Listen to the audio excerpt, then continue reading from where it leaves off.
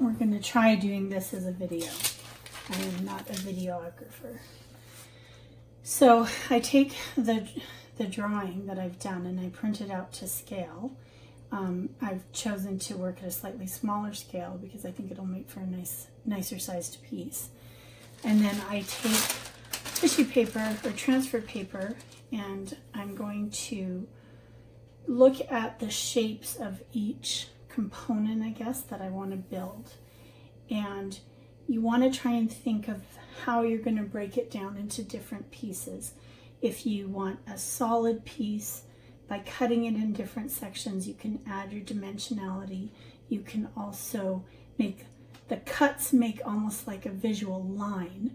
So where you have a cut, you're going to have a sharper line, kind of as if you were drawing with a pencil. And this is probably the part that nobody can really teach you. When I was starting, I was trying to find someone who would tell me how to go about and make those decisions. And the truth is, no one can. You have to learn it. It's a decision-making process. You have to do the work. So I'm going to look first at this left foot, and I want most of it to be one shape. I'm going to draw, and you want to put down a pretty solid graphite line because we're going to flip it over and use it to transfer it down. And so if you're kind of being wussy about your pencil, you won't have enough graphite to use as a transfer. And it doesn't have to be a real great line. You can be sketchy because it's not going to be a permanent thing. And I'm also going to indicate some of these kind of folds in the skin lines. I'm not going to cut them, but I just want to remember how I've laid them out. And I tend to go a little bit farther because I want to have some room. It always seems like when you put it together, things fit a little differently than what you've planned on. But you want to keep it pretty close to the drawing you've got here because hopefully you will have resolved all your issues with proportion, etc. in your drawing. So you don't want to lose those resolution things. And then I'm just going to indicate to the toenail here. I may decide to do a separate piece for it. I haven't decided, so I'm going to kind of overlay the edge a little bit. And then there's a toe behind it that I'm going to want to draw as a separate piece. So I'm going to make it larger than what's there, and I'm going to, I know that this shape is going to go behind the other one. And then on the other foot, each of the toes I'm going to treat as a separate piece. And what's kind of handy is I have the bigger pictures I didn't use up there, but they help me when I maybe kind of trying to remember what I'm looking at here. I can look at that. So what I'm going to do is treat the foot and the big toe as one piece. And so I'm going to again indicate kind of the toe line, the toenail line on the big toe, some of the folds in the toe, definitely where the foot is folding here because I know it's really bending. I want to get this nice line of the shape of the foot. And I'm going to take it up again a little bit more. I'm going to indicate the ankle bone here and some folds. But again, I want this all to be one piece. It seems a little awkward because it's actually quite a large piece, but I think you get into weird lines if you try and break it down further than that. And I want to kind of get some more of these kind of folds in the foot indicated. And then each of the toes, I'm going to treat it as its own separate piece. So here's the, I guess the index toe, I don't know what you call it. Again, I'm indicating the toenail, but usually I find with fingernails and toenails, I like to add them as another element on top rather than just emboss them out. Here's the index toe.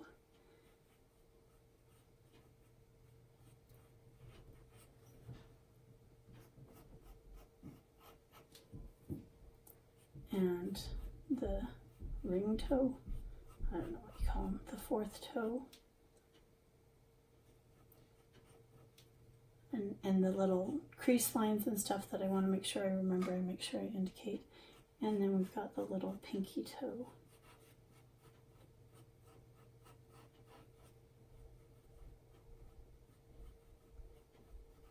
And you're going to do that for every kind of separate element in the piece. So you end up with a transfer paper that has your shapes that you can use as a tracing outline, and also the marks that you want to indicate for embossing, and it's proportional to your drawing that you printed out.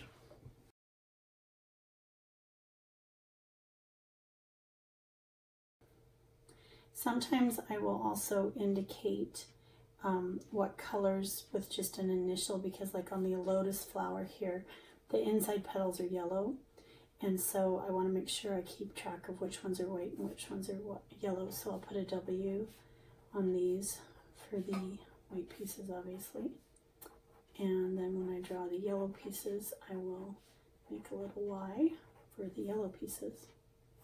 Some people number the pieces. That gets a little, in my mind, not necessary, but I think you'd have to kind of figure out your own way of working. And again, I'm kind of overshooting or overdrawing the shape based on basically what I know is there, because sometimes when you put it together, if you've gone too tight to the shape you've drawn, you end up seeing bits that you shouldn't see. And this one petal, I'm not sure if it's going to be yellow or white, so I'm going to do one of each and just see when I put it together.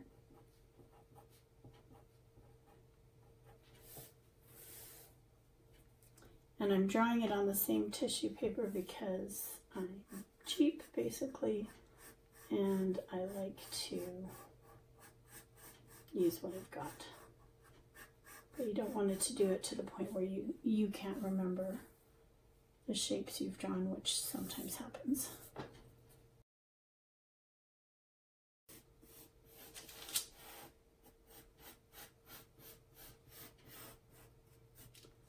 When you have shapes that go under or behind other images, again, you sometimes want to still build it with the whole shape so that it gives you a little bit more wiggle room down the road if you have to change placements.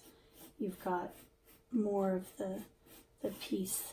Now, you don't need to do any kind of textural detailing on the embossing and stuff, because that can really take a lot of time, and it also hurts your hand quite a bit. And so you want to still kind of be aware of where it's going to fall. But in terms of cutting the pieces like this, I tend to overshoot it. Now, these roots right here, I don't want to overshoot as much because they are supposed to tie into the lily pad that's there. And sometimes I will overlap on the tracing paper because it really doesn't matter. But sometimes I don't, because I will get confused with my lines later on, and it's better if I kind of know that they're strong separate shapes. And some of these shapes I'm not bothering tracing out. We're going to try something with the rocks and Tyvek paper, and so I may have to come back and draw it, but I'm hoping I get some kind of natural formations and then little shoots of green that I'm going to add later on. I don't bother drawing out because I want them to be much more organic, and they really don't have to be as exact in the shape. In fact, these roots of the lily pads or vines, I don't know what you'd call them, I probably didn't need to draw it either. And then for the top layer of the water, and then some of these background elements, I'm not going to draw them out because we're going to play with some materials and how they'll come and go. So for this piece, it's a little bit easier than the other one, I think, because we're really just drawing out the feet, the lily pads, the water lily, and then the vines.